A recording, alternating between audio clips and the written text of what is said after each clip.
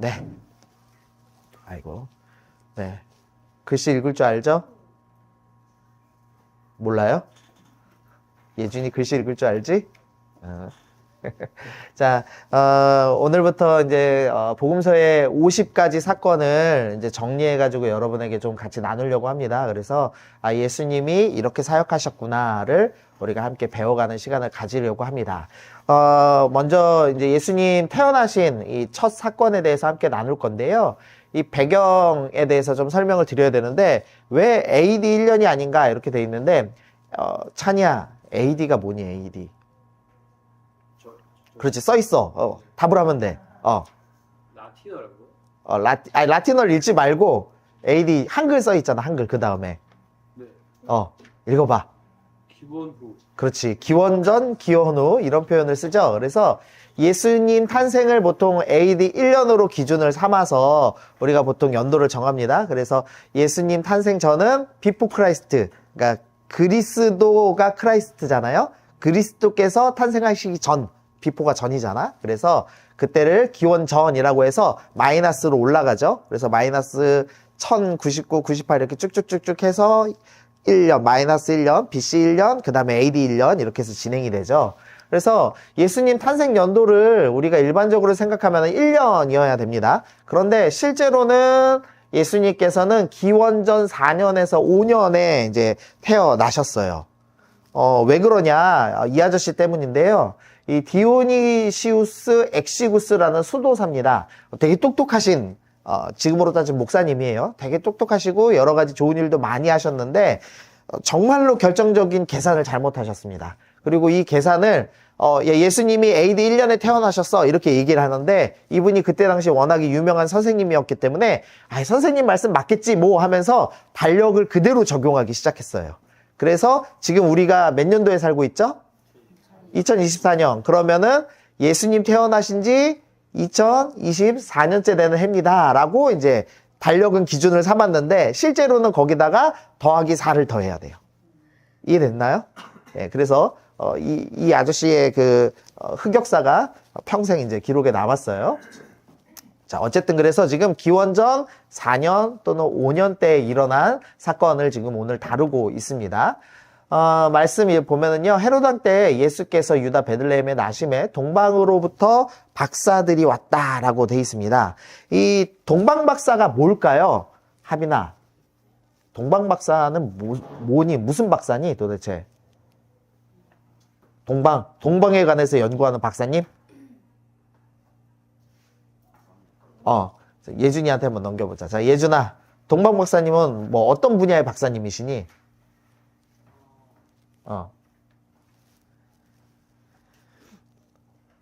어느 분야 하실 것 같아? 과학 분야 하시다. 비슷합니다. 자, 정훈아, 과학 중에서도 어느 분야 할 것 같니? 그렇죠. 정답. 천문학에 관한 박사님입니다. 이게 보통 척척 박사라고 생각하기 쉬운데요. 원래 원어를 좀 정확히 보면은요, 원어에 한글 뭐라고 써 있어요? 마고스라고 써 있고, 밑에 줄친 단어의 뜻 2번 읽어봅시다. 마술가, 요술사. 우리의 생각하고 달리요, 이 동방 박사들은 점성술사에 더 가깝습니다. 물론 이제 기본적으로 천문학을 연구하는 천문학 학자이기도 합니다. 그러나 동시에 그걸 보고 점을 치는 점성술가입니다. 그 다니엘의 직업이 뭔지 아세요? 다니엘의 직업. 가은아, 너의 실력을 보여줘. 다니엘의 직업. 나중에 총리가 되죠. 80살이 넘어서 총리가 된 겁니다. 총리 이전에 실제로 다니엘이 평생 했던 직업은 박수장이라고 되어 있습니다. 그게 박사입니다. 그러니까 다니엘은 점치는 법을 배웠습니다. 그러니까 다니엘이 얼마나 고통스러웠겠어요. 3년간 동물 간 잘라가지고 간의 색깔 보고 점치고 별의 흐름을 보면서 점치는 법을 배웠어요. 그런데 이제 말씀으로 살기로 결단하는 모습이 나오는 거죠. 어쨌든 우리 생각하고 좀 다릅니다. 그래서 점성술사라고 생각하면 더 맞아요. 그래서 제가 AI한테 그림 그려달라고 그랬어요. 이렇게 페르시아 대머리 박사님을 그려달라고 했더니 이렇게 그려줬습니다. 그래서 동방에서 왔다는 것은 동방이 어딘지 정확하진 않습니다. 페르시아 지역 아니면 바벨론 지역 아니면 아라비아 지역으로 추측을 합니다. 어쨌든 이제 중동 지역에서 오셨고요. 그다음에 천문학자 겸 이제 점성술사라고 할 수가 있습니다. 이 점성술사가 이제 이동해서 예수님의 탄생을 보기 위해 오는 장면이죠. 자, 동방박사는 몇 명일까? 고은아, 요거 한번 답해 볼 수 있어. 동방박사 몇 명이었을 것 같아? 일반적으로 몇 명이라고 하지? 그렇지, 3명이라고 얘기합니다. 왜 3명이라고 하느냐? 근거가 황금과 유향과 모략을 드렸기 때문에 3가지 예물을 드렸으니까 3명일 거야 라고 이제 보통은 추측을 합니다. 그래서 이제 이런 식으로 보통 그립니다. 그래서 동방박사의 이름까지 중세 유럽에서는 정해놓고 이렇게 생각을 했습니다. 그런데 혹시 그 태세계를 보세요? 태세계? 네, 요새 보려고 제가 애쓰고 있는데 이 기안84가 인도에서 돈 뭉치 들고 계산했어요. 그랬더니 사람들이 뭐라고 그랬냐면 저거 진짜 위험한 행동이에요. 이런 행동해요. 그러니까 지금 2024년도에도 조금만 낙후된 지역에 가서 돈을 뭉태기로 꺼내면 어떻게 돼요? 쏘고 갖고 가요. 그래서 핸드폰도 좋은 거 들고 다니면 안 되고 돈도 들고 다니면 안 되잖아요. 근데 지금 기원 전 4년입니다. 지금부터 2000년 전입니다. 동방박사 셋이서 황금을 짠하고 들고 유황하고 모략은 황금보다 더 비싼 거예요. 그거 들고 돌아다니면 어떻게 될까요? 그렇죠. 바로 강도 맞아서 그 자리에 죽습니다. 며칠 못 갑니다. 그래서 동방박사는 적어도 30명 이상입니다. 무리가. 절대 작은 무리 아니에요. 그러니까 동방박사 3명만 딸랑 와서 늙은 할아버지들 3명이 와서 절하고 가는 장면이 아니라 아주 집단으로 이렇게 터번 쓰고 막 낙타 타고 이렇게 온 대무리라고 보시는 게 더 정확합니다. 자, 그럼 이제 이런 근거를 가지고 한번 봅시다. 이 이방인들, 제가 이방인들이라고 써놨는데 동방박사들이에요. 동방박사들은 어떻게 예수님 나심을 들었느냐? 별을 보고 그것을 판단했습니다. 좀 흥미로우라고 좀 적어놨는데 어떤 별을 봤을까에 대해서 천문학자들 중에서 예수님 믿는 천문학자들이 추측을 합니다. 하나는 이 예수님은 기원전 5년이죠. BC 5년경이었죠. 근데 그로부터 7년 전에 헬리의 성이 돌았답니다. 헬리의 성 들어봤어요? 지윤아 헬리의 성 알아? 아, 모르니? 헬리의 성은 76년마다 한 번씩 돌아오는 인간의 눈으로 직접 볼 수 있는 유일한 해성입니다. 그래서 예수님 7년 전에 해성 온 걸 보고 그거를 왕이 오신 걸로 추측했을 거다라고 이제 주장하는 사람들이 하나 있고요. 2번이 제일 확실한데, 좀 확실한 증거인데, 이게 뭐냐면 물고기 자리랑 목성하고 토성이 이렇게 하늘에서 볼 때 겹치는 시점이 있답니다. 그게 뭐 몇 년에 한 번씩 있대요. 근데 그게 이 물고기 자리는 점성술에서 마지막 날을 상징하고 목성은 왕을 상징한답니다. 그리고 토성은 서쪽을 상징한대요. 그래서 합치면 뭐죠?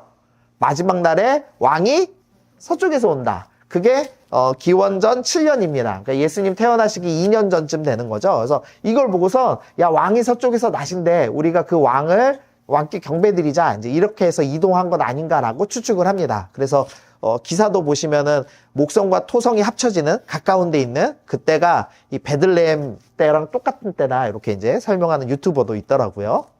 그래서 요걸 보고 아마 오지 않았을까 싶어 합니다. 그리고 또 하나는 예수님 태어나실 쯤에 초신성이 폭발했다고 합니다. 그러니까 별이 죽으면서 빛을 내뿜는 게 초신성 폭발이에요. 근데 한 70일 동안 빛났다고 합니다. 그래서 이 동방박사들이 예수님 나실 때까지 왜 보고 이동하는 그 별은 아마도 이 초신성 폭발을 보고 이동하지 않았을까라고 이제 추측만 하고 있습니다. 근데 뭐 누구도 정확하게 알 수는 없습니다. 그냥 신비하게 동방박사들만 보이는 별빛이었을 수도 있어요. 모르지만 하여튼 이런 좀 희미한 우리 믿음의 사람들이 볼 때는 희미한 증거를 보고도 야, 이거는 왕이 오셨어 라는 생각을 하고 그때부터 팀을 꾸리고 예물을 준비해서 1000km나 되는 거리를 이동하기 시작을 했습니다. 그러니까 몇 개월 이상 걸리는 아주 긴 여행을 떠났겠죠. 근데 반면에 유대인들은 좀 더 정확한 소식을 받고 있었습니다. 이 말씀은 중요하니까 읽어볼게요. 3장 15절 시작. 내 후손도 여자의 후손과 원수가 되리라 하니 여자의 후손은 내 머리를 상하게 할 것이요 너는 그의 발꿈치를 상하게 할 것이니라 하고. 준이야, 여기서 여자의 후손 누굴까? 여자로만 태어나신 분. 딱 한 명 있어. 남자 상관없이 태어났어. 아, 몰라? 알려줄게. 예수님이야. 아, 물론 이제 이 여자의 후손들인가요? 여자의 후손인가요?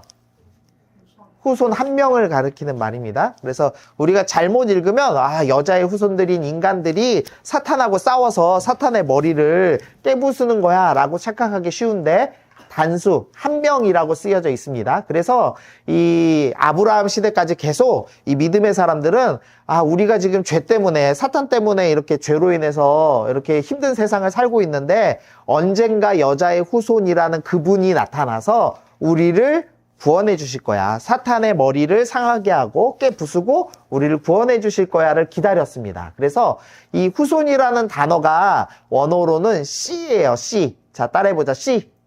씨. 여자의 씨를 기다렸습니다. 그랬다가 하나님께서 아브라함을 선택하시고 우리 창세기 12장 3절 읽어봅시다. 시작. 너를 축복하는 자에게는 내가 복을 내리고 내가 저주하리니 땅의 모든 족속이 너로 말미암아 복을 얻을 것이라.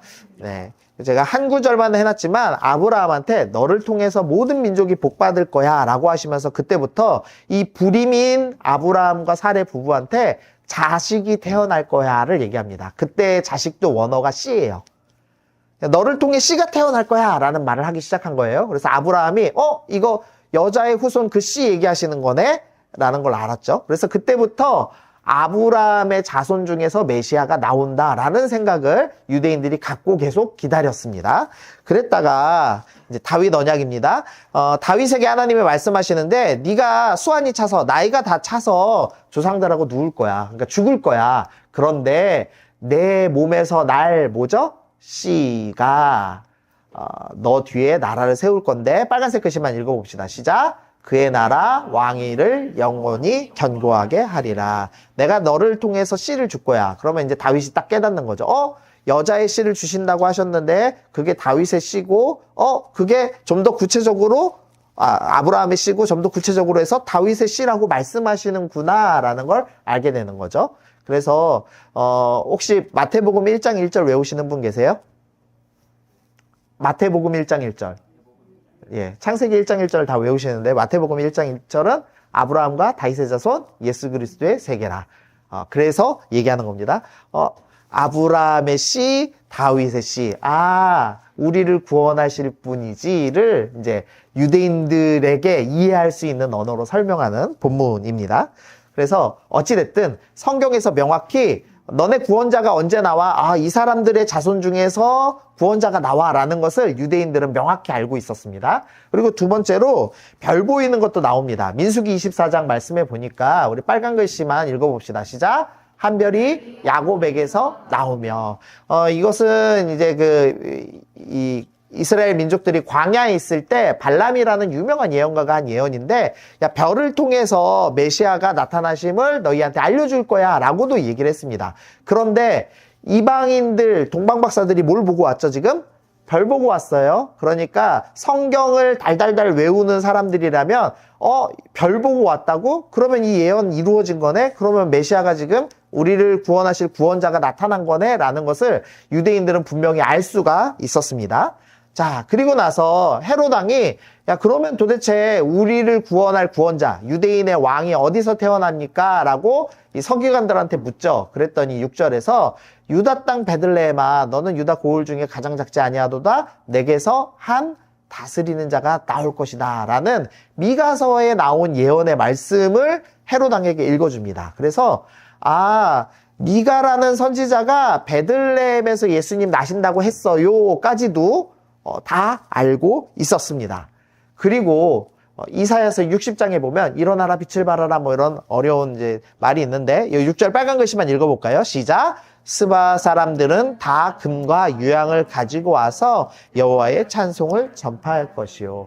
이사야 말씀은 정말 이 유대인들한테 유명한 말씀입니다. 다 달달 외웁니다. 근데 이 말씀에서 지금 누가 온다고요? 스바 사람들이 온대요. 이 스바 사람들은 동쪽에 있는 터번 쓴 사람들. 누구예요? 동방박사들. 그 사람들이 와서 금하고 유향 갖고 와서 하나님을 찬양할 거야 라는 예언의 구절이 있습니다. 그러니까 서기관들은 이 말씀을 보자마자 이거 성경에 다 써있는 드디어 약속된 약속된 구원자가 온다는 거네 라는 것을 알 수밖에 없었다는 거죠. 그러니까 지금 두 사람들이 모두 소식을 들었습니다. 이방인들은 정말 희미한 소식, 하늘의 별을 보고, 그것도 전문적 지식이 있어야지만 자세히 관찰할 수 있는 어떤 특정한 사건을, 그것도 수년 전에 일어난 사건을 보고 지금 이동하고 있고요. 유대인들은 문자로 정확하게 성경에 쓰여진 여러 명을 통해 예언됐던 그 사실을 통해서 예수님이 오신다는 것을, 구원자가 오신다는 것을 알게 되었습니다. 자, 소식을 들은 다음에 유대인들은 어떻게 반응하죠? 소동합니다. 그러니까 30명, 40명 되는 이 이방 사람들이 와서 유대인 왕 어디서 나셨어요? 했더니 막 이제 무슨 일이야? 이거 뭐 정권이 바뀌는 건 아니야? 막 이러면서 막 북적북적 난리가 난 거죠. 자, 그러나 이방인들, 이 동방박사들은 뭐라고 했냐? 예준아. 자, 동방박사들은 어떻게 반응하지? 빨간 글씨만. 시작. 빨간 글씨만 읽어봐. 자, 시작. 아멘. 난 100명 설교에도 졸면은 깨워요. 자, 이방인들은 기뻐했습니다. 희미한 소식을 들었지만 이방인들은 기뻐하고 정확한 성경 말씀을 갖고 있었지만 유대인들은 소동하는 모습을 볼 수가 있습니다. 그리고 소식을 들은 유대인들은 어떻게 했냐? 헤롯이 뭐라고 하냐면요. 나도 가서 그에게 경배할 거야 라고 이야기는 합니다. 그러나 16절에서 보면 어떻게 하냐면 헤롯이 박사들에게 속은 줄 알고 심히 노하여 사람을 보내요. 베들레헴과 그 모든 지경 안에 있는 산의 아이들을 박사들에게 자세히 알아본 그때를 기준으로 하여 2살부터 그 아래로 다 죽였다라고 되어 있습니다. 헤롯이 소식을 듣고 질문했습니다. 어디서 나세요? 나도 경배하고 싶어요. 입으로는 신앙적인 말을 했지만 실제로는 어떻게 했습니까? 죽이기 위한 질문을 했다라고 성경이 이해하고 있습니다. 그런데 이방인인 이 동방 박사들은 어떻게 하냐면 별에서 온 희미한 소식을 듣고 경배하기로 결정했다라고 이야기를 하고 있는 겁니다. 자, 그 다음에 이 헤롯왕이 이 예수님이 오신 그 구원자가 나타난다는 소식을 듣고 누구를 모았냐면 대제사장과 백성의 서기관을 모았습니다. 조금 어려운 설명 하나 드릴게요. 유대인들은 두 그룹의 정치 집단이 있습니다. 합이나? 우리나라의 두 정치 그룹이 어디랑 어디가 있지? 모르니? 신문을 좀 봐야 되겠는데 그러면? 누구한테 물어볼까 이거는?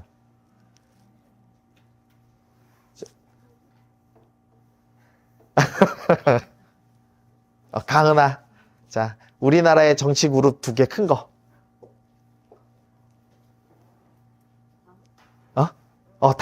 당. 우리나라의 국회의원의 절반은 누구야?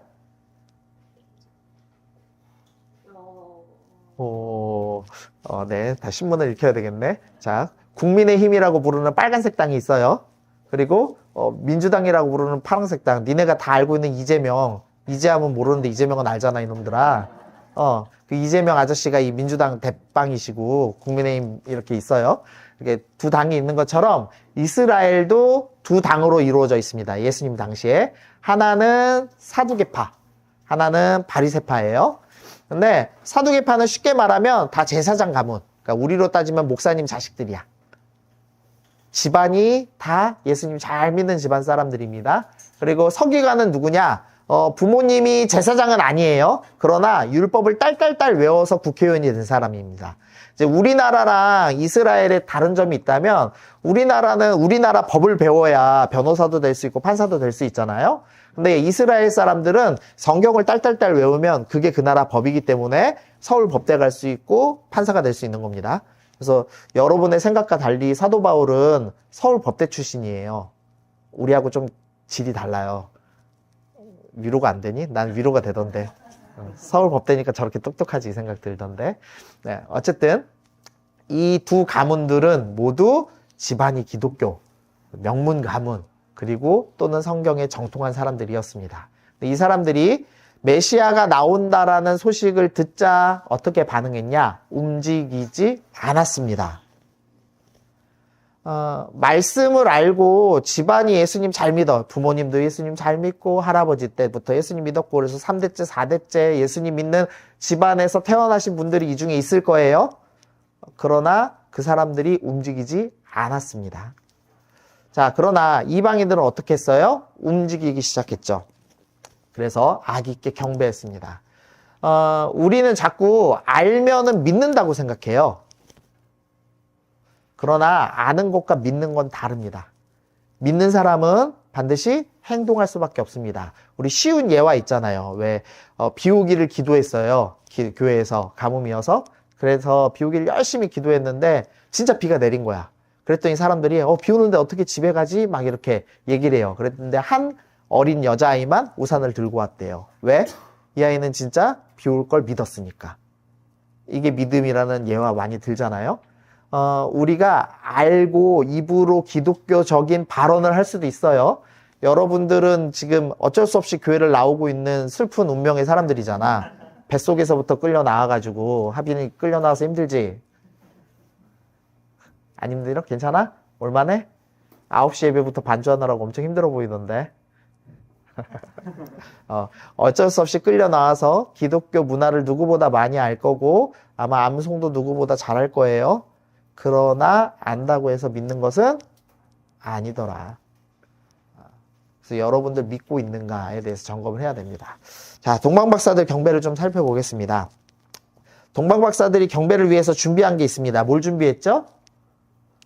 황금과 유향과 모략을 준비했습니다. 유향과 모략은 쉽게 말하면 향수인데요. 훨씬 더 비쌉니다.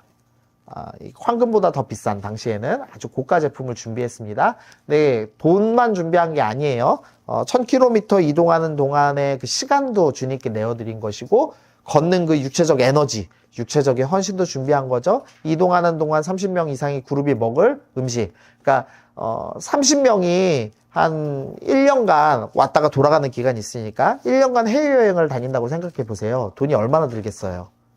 우리 10명 살짝 넘는 이 중고등부가 2시간 거리에 있는 통영 가는데도 100만 원 단위가 들거든.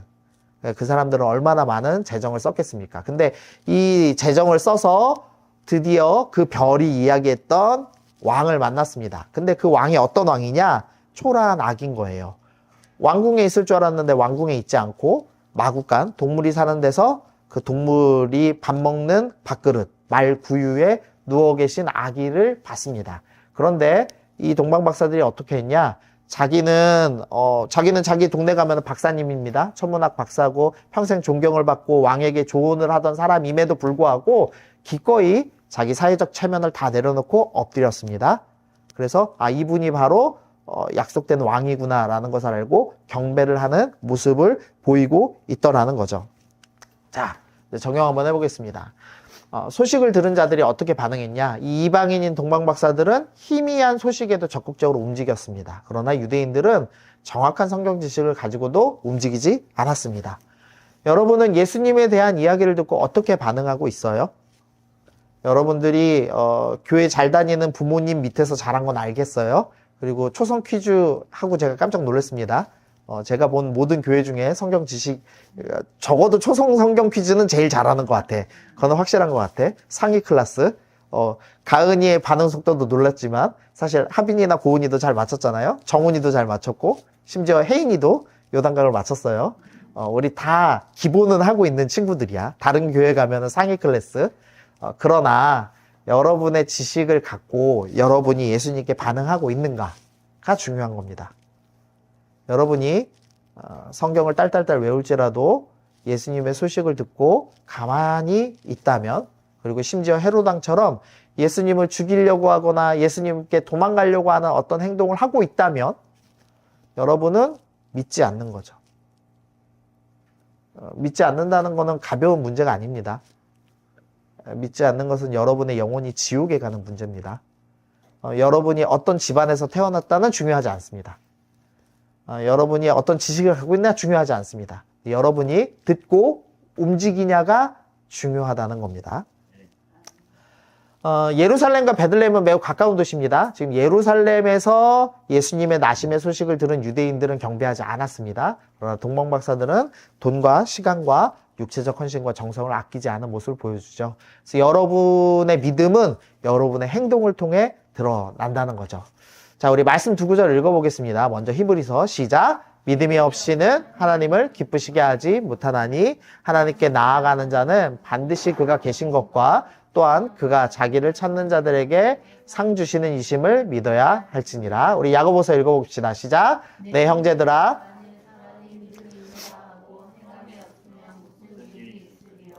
그 믿음이 능히 자기를 구원하겠느냐? 이와 같이 행함이 없는 믿음은 그 자체가 죽은 것이라.